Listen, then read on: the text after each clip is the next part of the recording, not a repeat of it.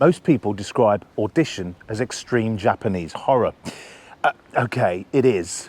But if you actually watch it again, that label doesn't quite fit. See, for most of the running time, it isn't a horror film at all. It's a quiet, almost respectable drama built on the kind of romantic setup that cinema has rewarded for decades. Unethical as this one actually happens to be. What makes Audition disturbing isn't just the violence at the end, it's the way the film backs away from something much more ordinary and, arguably, more unsettling.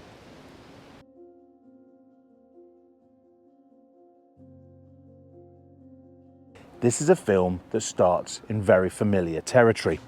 A widower emerging from a long period of guilt, a man being gently pressurized by his son into rebuilding his life. And no, this is not Sleepless in Seattle. It's Footloose, if anything. 一つだけ方がある。オーディションやるんだよ。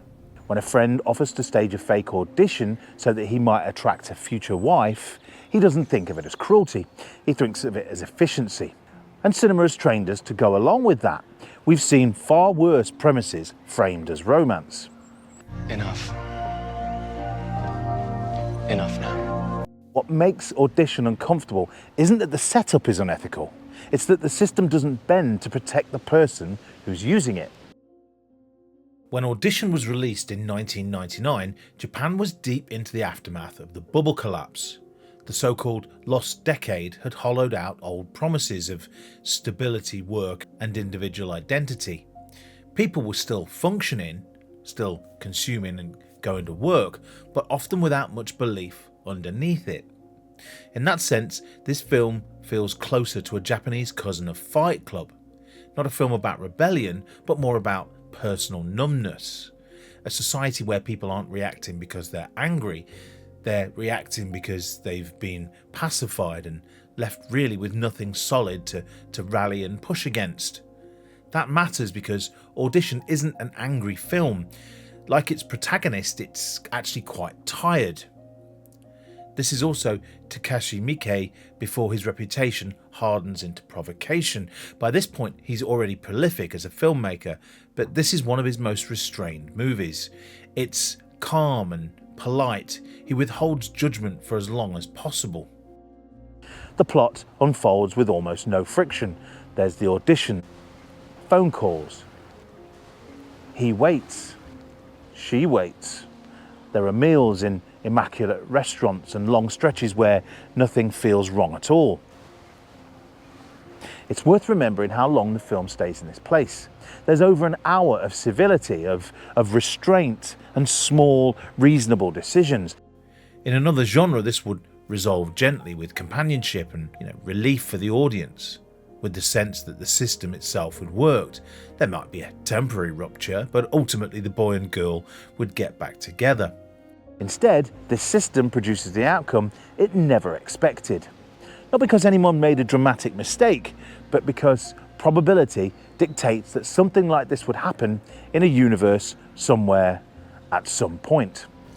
できるだけいろんな女に会って理想の女を選んでみたいんだ。 Formally, Audition is extremely calm.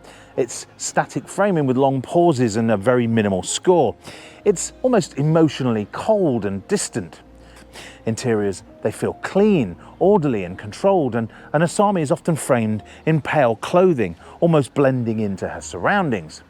White here doesn't signal innocence, it signals blandness and containment, the absence of disturbance. And then, very late on, red enters the film, very abruptly. The red coat appears right at the point where containment fails. It's not a warning or an announcement, it's just telling you that something has crossed from internal damage to external consequences. And even then, the film pulls back. You get the time slip and images start to loop, reality loosens and the dream logic takes over. The film steps away from the one conclusion it's been building towards because that conclusion is too flat, too ordinary and hard to sit with. The novel it's based on ends with a blunt admission that, in spite of everything, this was all irrelevant. When he's asked by his son what has occurred, Aoyama simply replies, "I don't know. Nothing, really. It's as if he was just one damaged atom colliding with another. But the film can't quite live with that logic. It's too philosophical and maybe just a bit too bleak. It's too minimalist. You can feel it searching for some kind of meaning, for the symbolism, hence the dream sequence, for something to justify what you've just watched. But it can't square that circle, mainly because there isn't a circle to square. It's almost like a moral cul-de-sac, which is why, for me, the dream sequence feels like a lazy bit of primary school storytelling. I woke up and it was all a dream. Or was it?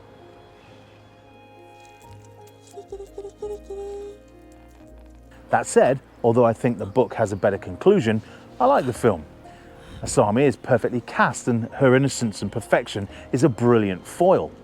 When I first saw it 25 years ago, I had to go for a walk afterwards. But rewatching it recently, I was surprised by how little is actually shown.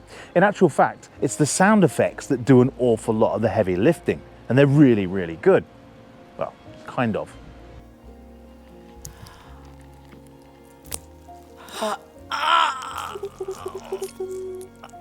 Made on a modest budget, Audition wasn't expected to travel far.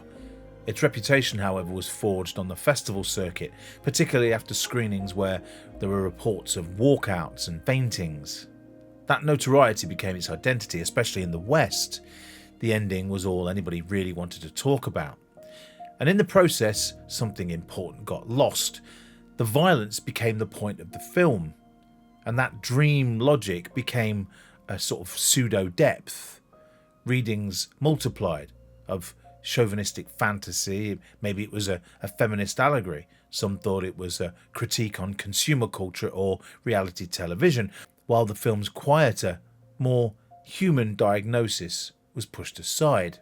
That shock replaced the discussion that came at the end of the novel, and the horror replaced the philosophy.